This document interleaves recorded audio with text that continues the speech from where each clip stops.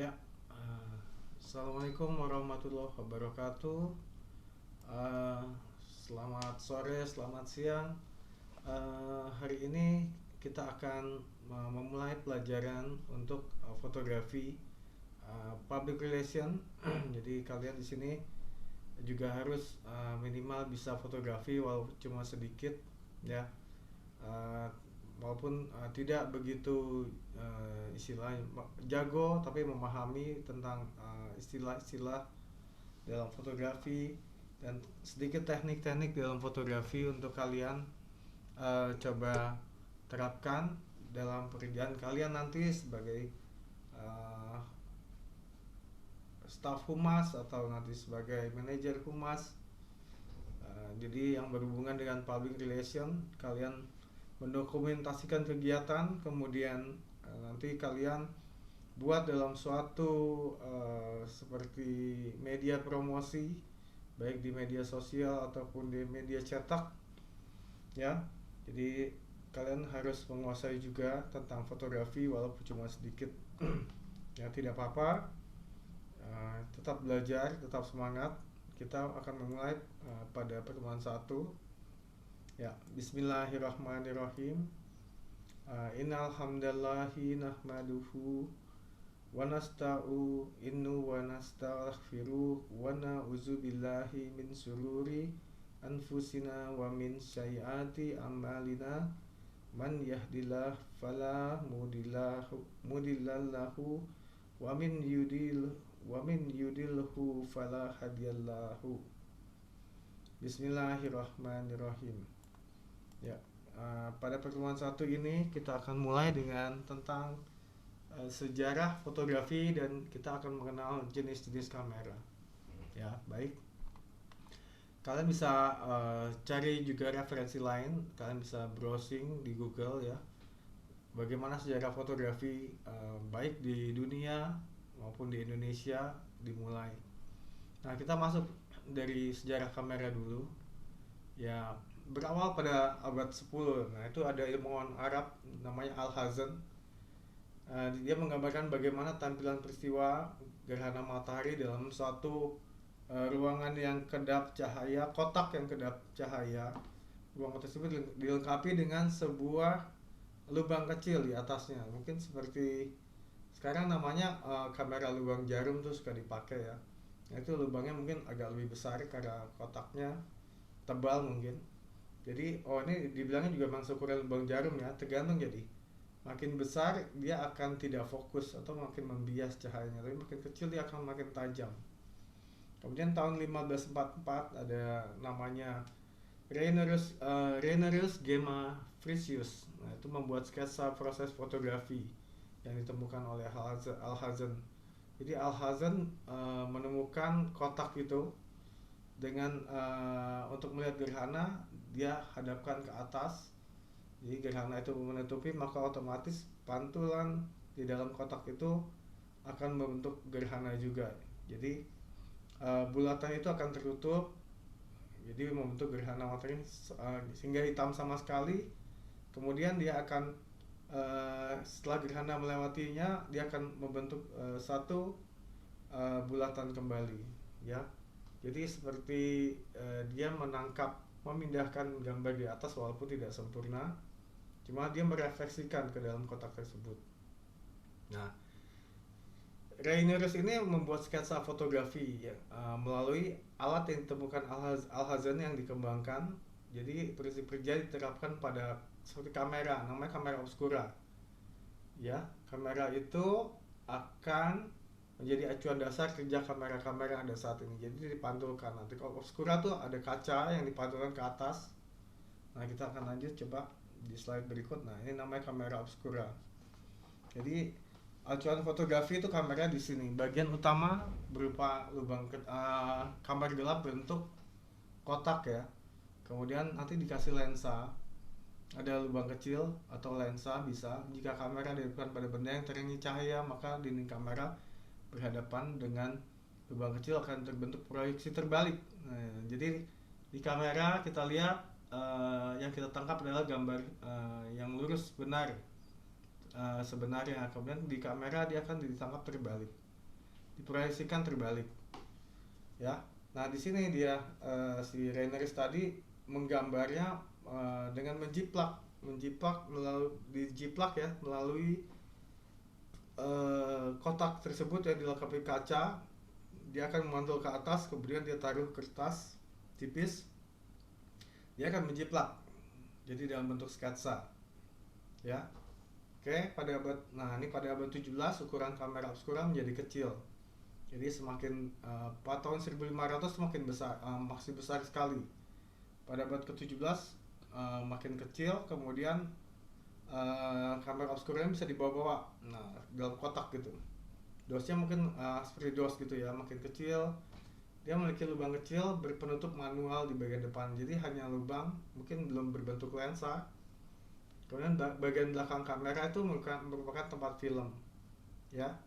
Base-nya tuh merupakan tempat film. Nah seperti ini nih, ini tempat filmnya, ya gitu. Kemudian kita lanjutkan di slide berikutnya adalah ada contoh tentang ini nih kamera yang obscura yang masih besar ini. Ini ternyata di tahun 1900, tapi ini memang diciptakan ukuran besar. Di bawah-bawahnya mungkin pakai kuda dan segala macam. Ini udah mau kayak lensa, ya. Kemudian kalau filmnya tuh pakai plat yang besar, mungkin seperti seng. Kemudian diberikan cairan kimia di seng tersebut berukuran kotak nih. Kemudian nanti akan diekspos. Setelah diekspos kemudian dimasukkan ke dalam cairan kimia pengembang developer. Kemudian dimasukkan ke dalam stop bath atau istilahnya untuk menghentikan pengembangan yang terjadi, pengembangan kimia yang terjadi. Nah kemudian kalian bisa melihat di situ setelah dicuci akan terlihat hasilnya. Cairan kimia tersebut akan menempel pada plat tersebut, akan membentuk gambar, ya. Nah ini adalah contoh kamera obscura. Nah itu kalau kamera obscura ini di sini dia menggunakan tracing paper. Jadi ada jendela, ada mirrornya di sini, ya. Ground glass di sini adalah seperti yang kita lihat di viewfinder kita, ya. Nah ini sebenarnya kalau dia diteruskan subjeknya ini ada di belakang dinding ini, box ini akan terbalik, ya. Nah kemudian di sini diakalin gimana? Dikasih kaca supaya bisa mantul ke atas. Nah, orang yang tadi bisa menggambar tracing paper, ya, dengan tracing paper yang tipis dia bisa menjiplak, menduplikasi gambar yang sudah diambil oleh kamera obscura ini. Ini ada contohnya. Nah ini sejarah kamera. Kita mulai di tahun 1800, kemudian mulai berkembang. 1827 Niels Bohr membuat gambar yang pertama kali dihasilkan dari bahan yang bereaksi terhadap cahaya, yang tadi saya bilang dengan pencahayaan selama lebih kurang 8 jam. Lama ya. Jadi untuk mengekspos plat tersebut atau gambar tersebut, jadi diperlukan waktu selama 8 jam. Nah, dia merekam bayangan atap gudang dan rumah merpati dari sebuah jendela. Cahaya yang ditangkap oleh kamera ini membentuk bayangan pada plat logam yang dilapisi aspal. Nah, ini bahan kimianya masih berbentuk aspal. Metode yang dibangun oleh Nietzsche, nah ini namanya disebutkan adalah daguerreotype, yang dikembangkan oleh ilmuwan fisika namanya Louis Jacques Mandet, ya. Metode ini caranya dengan menggunakan cermin berlapis perak yang diuapi cairan garam dan dipapar cahaya matahari, ya. Ini ada cermin dilapisi lapisan perak. Nah ini sebenarnya sebagai filmnya nih, yang diuapin dengan cairan garam ini, dibakar, diekspos oleh cahaya matahari. Nanti hasil fotonya akan terlihat, ya, tertinggal di cermin tersebut. Tapi saat itu masih sangat mudah terhapus karena memang belum ada istilah stop bath yang fixer, namanya sekarang fixer, ya, untuk menghentikan semua proses kimia itu. Jadi akan terjadi sebuah gambar. Tapi disinilah mulainya titik awal fotografi modern. Nah, sejarah kamera yang berikut adalah tahun 1884, George Eastman memperkenalkan film fleksibel atau celluloid yang anti pecah dan dapat digulung. George Eastman ini disebut istilah yang menciptakan film Kodak. Nah, dia tuh yang memproduksi sebuah kamera, kemudian kamera itu berbunyi Kodak, Kodak, Kodak, Kodak setiap motret, Kodak, Kodak, makanya disebutnya Kodak gitu. Sebenarnya mungkin kotak, jadi mungkin orang sana bilangnya Kodak, jadi dibilangnya Kodak. Ya, jadi penemuan film nitrat selulose yang dilapisi emulsi berimbas pada produksi kamera box secara massal. Nah, ini mulai ada kamera box, kemudian dibuat lebih kecil oleh pabrik. 1888 Eastman memperkenalkan box kamera dengan merek Kodak. Nah, ini namanya Kodak karena bunyinya waktu di sebelumnya setiap kita menekan shutter bunyi Kodak, Kodak, Kodak. Nah, jadi mereka menyebutkan kamera pertama mereka dengan mereknya Kodak. Ya, melabeli dengan Kodak. Selanjutnya tahun 1940-an film berwarna komersial dipasarkan. Ini sebelumnya adalah masih film hitam putih atau black and white. Nah, kemudian kita masuk pengertian umum fotografi ya. Nah, fotografi itu secara di tahun-tahun 1500-an fotografi berasal dari bahasa Inggris ya, atau fotografi diadaptasi dari bahasa Yunani nih katanya ya. Ya memang bahasa Yunani yang mengandung kata fotos dan graphos atau graphein. Fotos yang berarti cahaya dan graphein yang berarti gambar atau menggambar. Jadi kalau diartikan adalah menggambar dengan cahaya atau melukis dengan cahaya. Jadi dia dikemukakan oleh John Hetzko yang artinya menggambar dengan cahaya. Nah, ini namanya John Hetzko ya.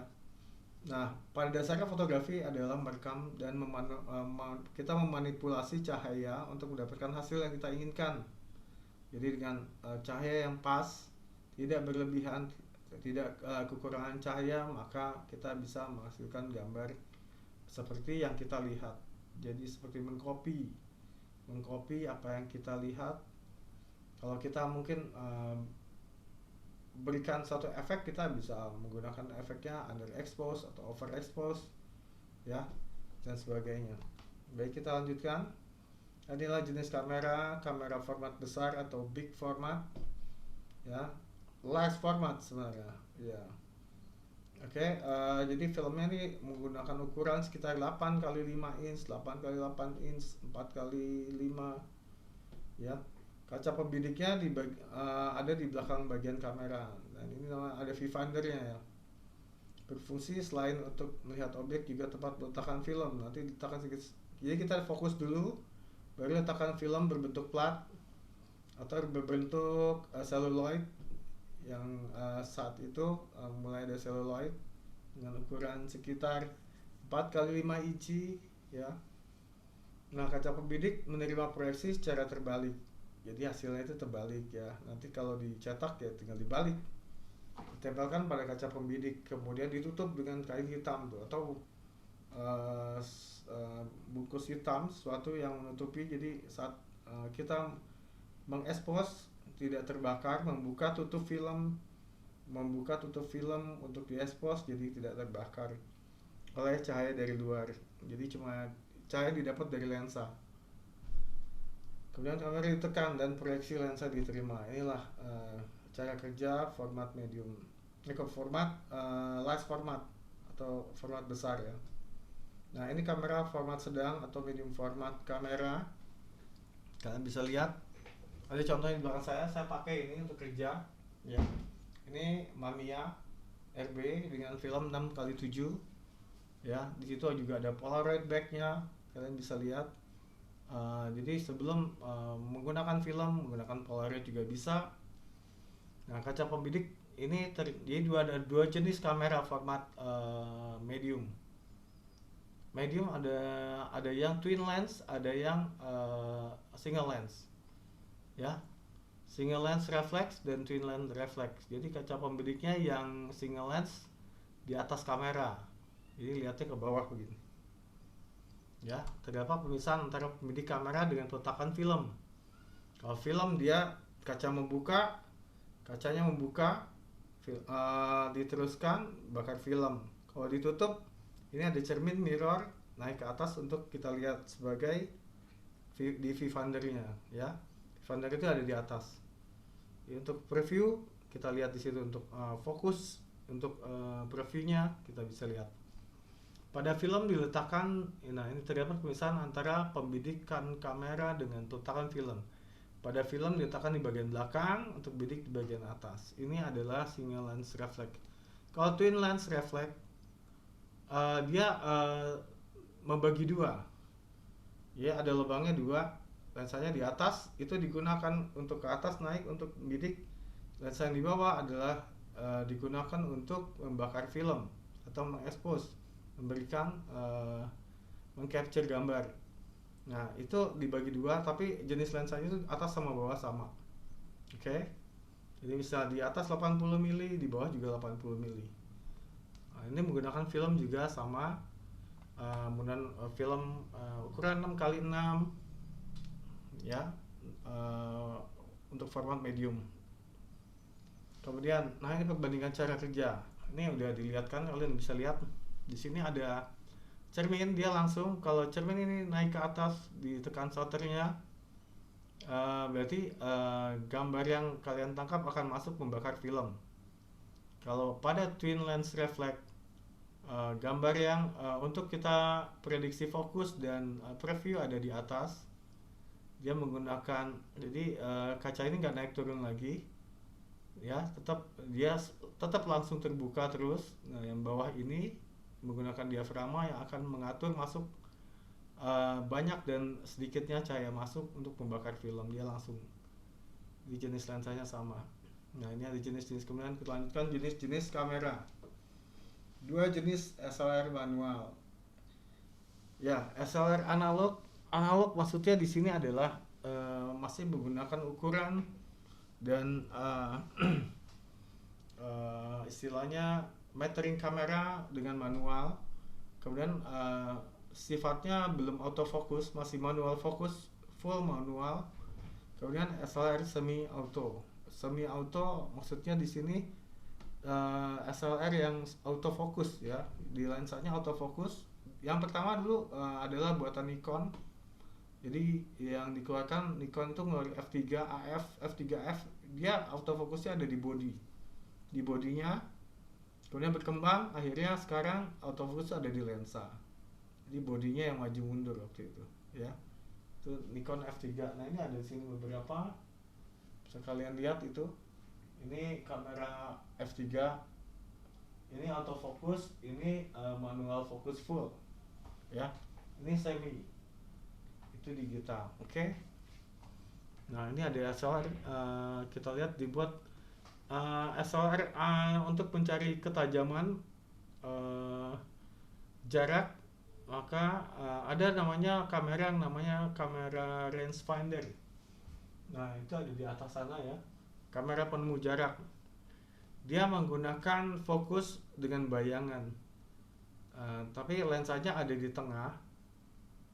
Jendela bidik atau viewfinder ada di sebelah kanan atau sebelah kiri. Nah, di sini terdapat sedikit kesalahan. Biasanya beda jarak dalam mengkomposisikan gambar dalam hasil gambar. Nah, ini yang disebut dengan kesalahan paralaks. Jadi di sini pada SLR manual, refleksi yang dihasilkan kamera dengan pentaprisma adalah refleksi lensa tunggal ya. Kemudian proyeksi lensa diterima oleh kaca atau mirror, kemudian direfleksikan ke pentaprisma, naik ke atas.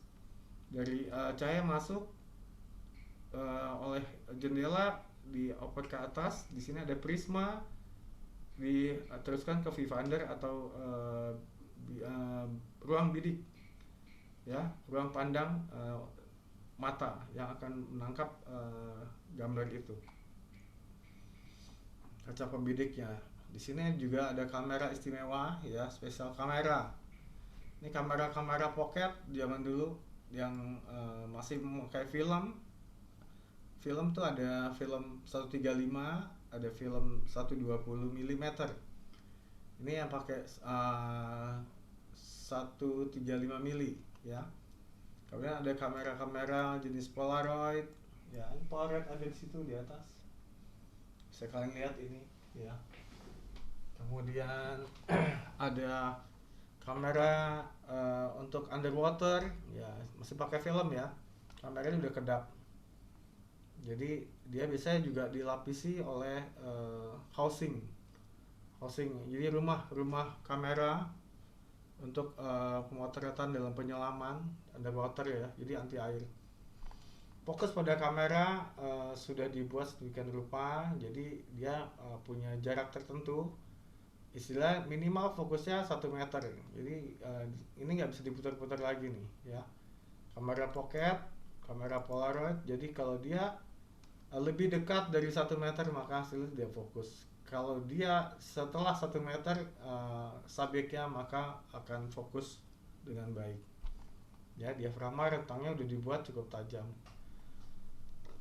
Kemudian kamera digital. Nah, di sini adalah kita masuk ke jenis-jenis kamera digital pada saat ini ya, dimulai pada sekitar tahun 2000 2001.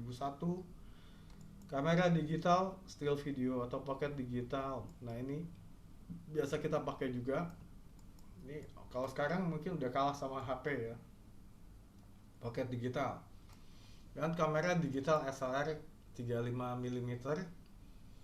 Kemudian kamera digital SLR mirrorless ini tanpa jendela, tanpa kaca pemantul ya.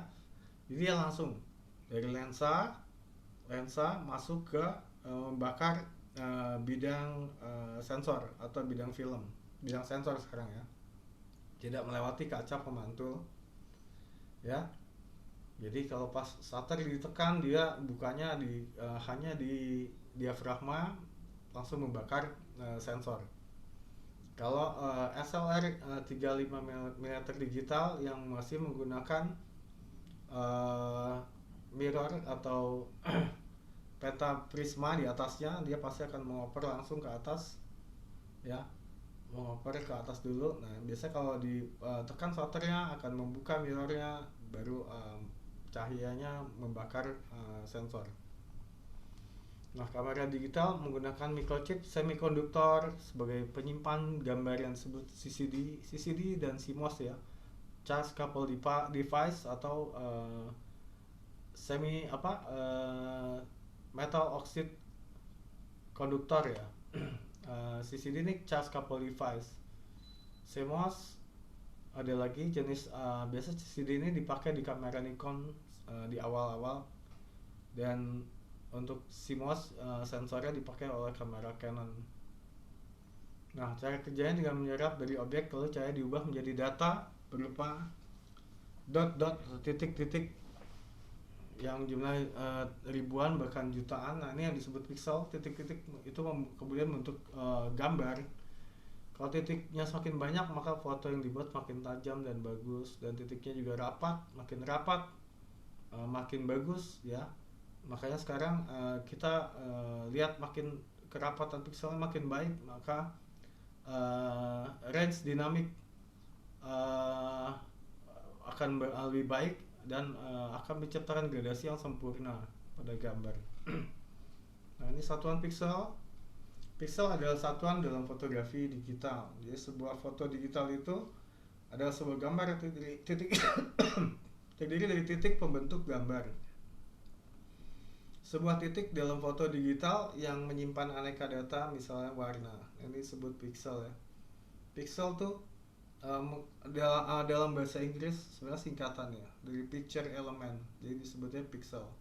Elemen gambar. Ya, elemen yang membentuk satu gambar kumpulan. Jadi misalnya ada 5 megapiksel, berarti ada 5 juta piksel ya. Kemudian sebuah foto digital mempunyai besaran yang dinyatakan dengan piksel. Dengan ukuran konvensional, ukuran merupakan penggabungan piksel dengan ukuran foto atau DPI. Ukuran konvensional biasanya dengan milimeter ya. Jadi ukuran film 135 itu adalah 24 kali 36 mm atau 24 kali 35 mm. Nah, itu kalau kita wujudkan dalam satu gambar yang di scan digital, maka dihitungnya dia menjadi dot per inch. Jadi kalau kita konversikan ke dalam kita scan foto biasa, gambar scan atau negatif atau foto cetak di scan, itu akan dikonversikan dalam bentuk DPI, dot per inci. Jadi biasa berapa titik dalam 1 inci, misalnya ada 200 titik dalam 1 inci, atau makin bagus, makin misal scannernya makin baik, maka dot per incinya semakin banyak ya gitu. Kalau scannernya seperti biasa-biasa yang bukan scanner film, maka gambarnya juga nggak akan terlalu bagus karena memang jumlah dotnya sedikit. Nah, ini adalah kamera digital still video. Kamera digital yang ada kayak pocket ya, point and shoot ya. Ternyata ini ada monitor pada kamera ya di belakangnya untuk membidik, jadi dia nggak ada jendela bidik atau viewfindernya, langsung aja dilihat di belakang kamera. Jadi gunanya bisa untuk mereview dan mengkomposisikan gambar ya.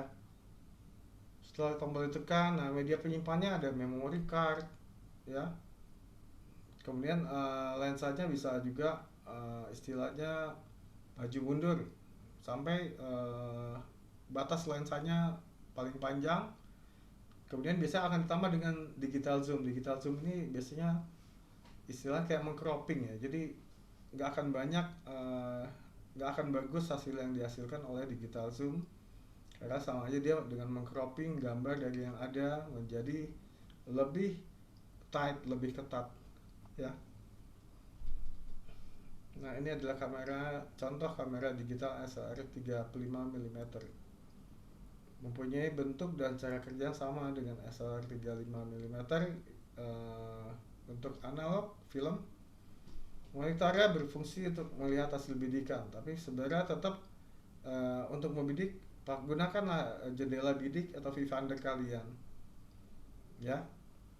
Jadi terdapat tombol pengatur manual diafragma, kecepatan rana atau speed, ISO-nya atau ASA, tingkat kepekaan terhadap cahaya, kemudian white balance-nya atau balance putih atau keseimbangan putih. Jadi kalian bisa lihat yang bagus sesuai dengan sebenarnya, dan bisa disetting juga dalam bentuk automatic ya. Nah, biasanya tetap di kamera begini kalian andalkan, kecuali kamera yang ini udah kamera paling baru ya, di kanan seri R sekarang. Nah, itu kalian bisa gunakan jendela, istilahnya monitornya bisa. Mungkin monitornya kalau makin besar ya makin bagus, tapi yang utama untuk berjada dengan SLR ini gunakan jendela bidik. Jadi untuk mereview, nah gunakan monitornya, itu yang benar ya. Itu tetap, karena jendela bidik itu akan mempermudah kita melihat hal-hal yang tidak bisa dilihat, karena dia kalau dilihat begini kecil, kalau didekatkan di mata kita lihat semua tuh bisa ada di sebelah kiri, kanan, kiri, atas, bawah, itu semua akan terekam oleh mata kita. Jika ada kesalahan atau horizonnya miring ke kiri atau ke kanan, bisa diluruskan.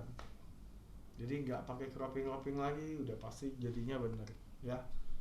Ya, itu yang benar, cara mata tuh seperti itu ya. Oke, kita lanjutkan. Nah, ini ada kamera digital SLR mirrorless. Mirrorless istilahnya tanpa mirror ya, tanpa kaca pemantul. Sini kalian bisa lihat nih, sekarang semua banyak, makanya ukuran kamera menjadi kecil, bobotnya lebih ringan, dan kemudian dia merekam gambarnya bisa lebih cepat karena tidak ada momen saat jendela mirror itu harus diangkat, jadi mengurangi istilahnya lag atau kelambatan dalam buka menutupnya kaca pemantul atau mirror ini. Nah, dia bentuk kerja sama dengan SLR, cuma dia tidak memakai menggunakan kaca mirror. Monitor juga berfungsi untuk membidik di sini.